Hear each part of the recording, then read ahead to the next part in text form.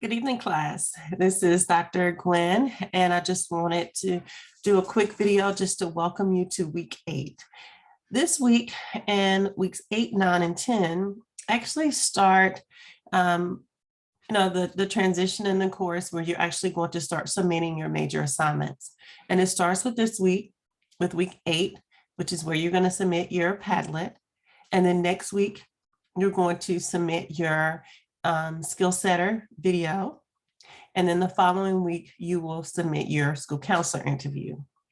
Once again, if you have not found a school counselor to interview, please make sure that you are utilizing all of your resources in order to find a counselor. Or if you've reached out to me, I should have gotten back in touch with everyone that requested a school counselor to interview from me. If not, then please just follow up with me. It just probably just slipped my mind mistakenly, but please make sure that you are communicating with your school counselor and that you are working hard to secure that interview. So the first thing that I want to do is just to share my screen, just to go over a few things with you in terms of things to keep in mind as you start to prepare your Padlet.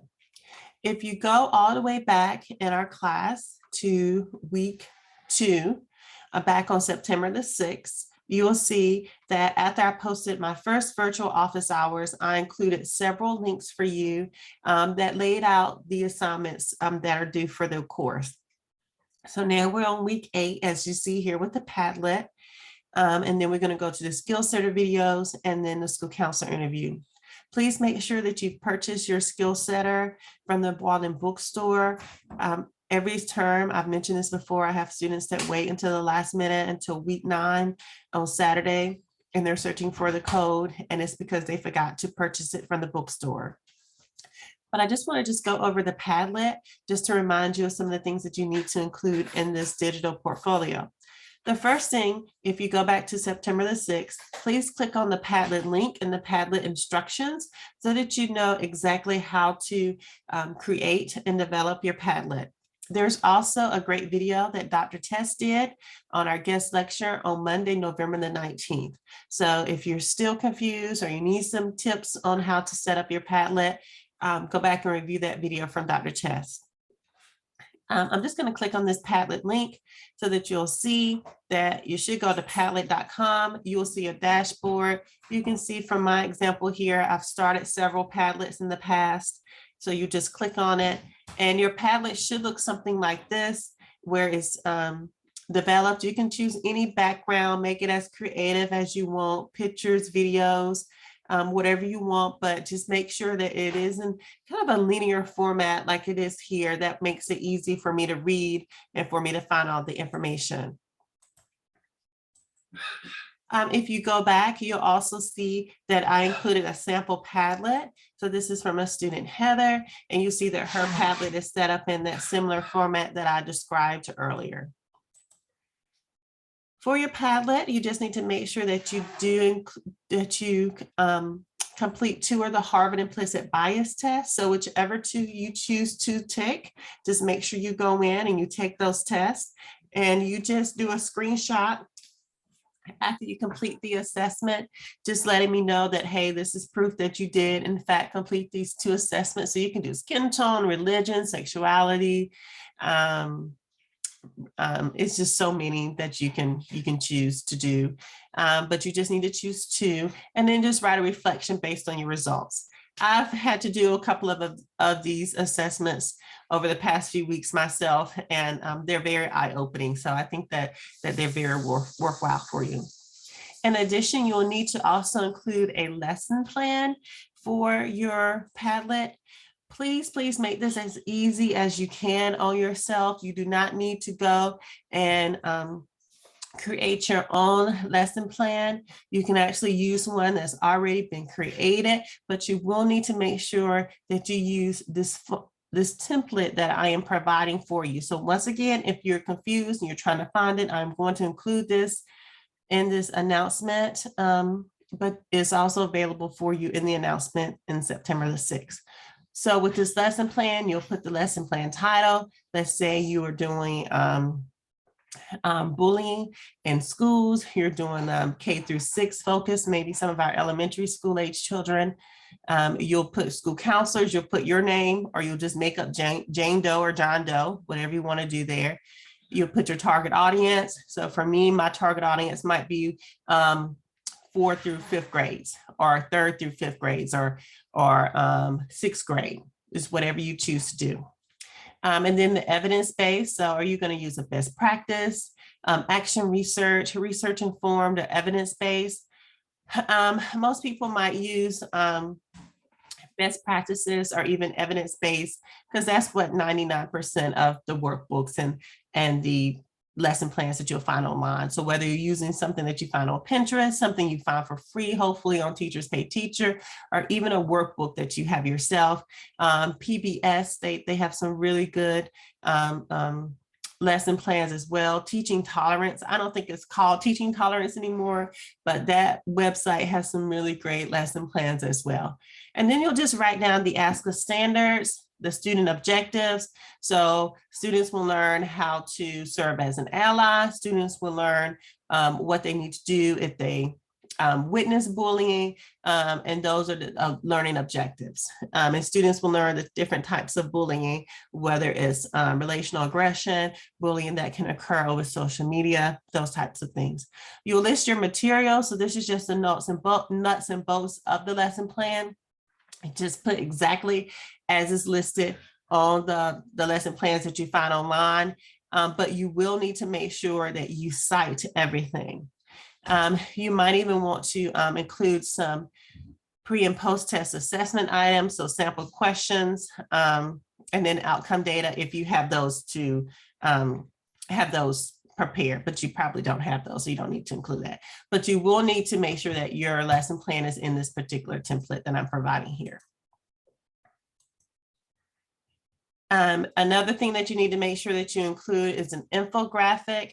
I know we haven't talked about that quite yet, but with the infographic, you will use Canva. You can use a variety of other sites. You can even make an infographic out of PowerPoint, but basically what it is a digital poster.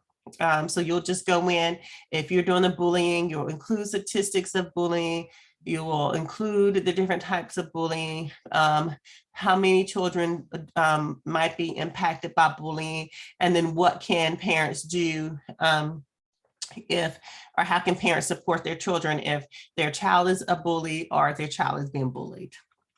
So I just went to week 7. Week 8 in our Blackboard online management system.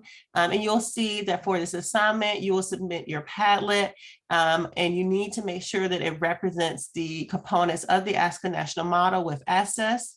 This is where you include that peer review article, no less than 5 years old. And you'll just include the actual article and then also include a reflection. You'll also include define. This is where you identify and describe your core beliefs as a school counselor and your personal philosophy. So you were working on that a little bit last week. So just make sure that you refine that and craft that a little bit. You also include a manage section. This is where you just take exactly what you wrote about last week about your competency reflection and just put it back in your portfolio, your Padlet. So just clean it up a little bit. If I had any comments or your peers had any comments, just clean it up and then just put it back in your Padlet in a paragraph form. The deliver section is going to be the section that you're going to include the most information. So this is where you're going to include your 2 Harvard implicit bias test results and your reflections there. You're also going to include the infographic for your advocacy topic for school counseling. I know some of you all are in our mental health program, so you might do more of a mental health focus, but make sure if you are doing the infographic and things that you do related to this particular class, that it reflects school counseling and how it will impact students in grades K through 12. In addition to your infographic, you also need to include your classroom guidance lesson plan, which is using that template that I just discussed. And then you also need to make sure that you identify the grade level, the objectives, and your specific instructions. I know it seems like it's quite a bit, but hopefully you've been working on all of these components over the past few weeks. Please make sure that you are also able to see the examples that I share, where you have the infographic, you have the 2 Harvard implicit bias tests, you have your classroom guidance lesson plan. Now you'll see with this particular student, they had a different format with their form for the lesson plan, but this is just to help you, give you an example, and I'll also include some other examples for you as well to find and manage. Just as another reminder, for week 8, for week 9, you will do the skill center videos, and I will include information for week 9 coming up at the end of the week. But just make sure that you review that Padlet instructional video from Dr. Test. You find a peer review article, one that is from the United States, hopefully, and one that reflect the ASCA national model standards, and a comprehensive school counseling program.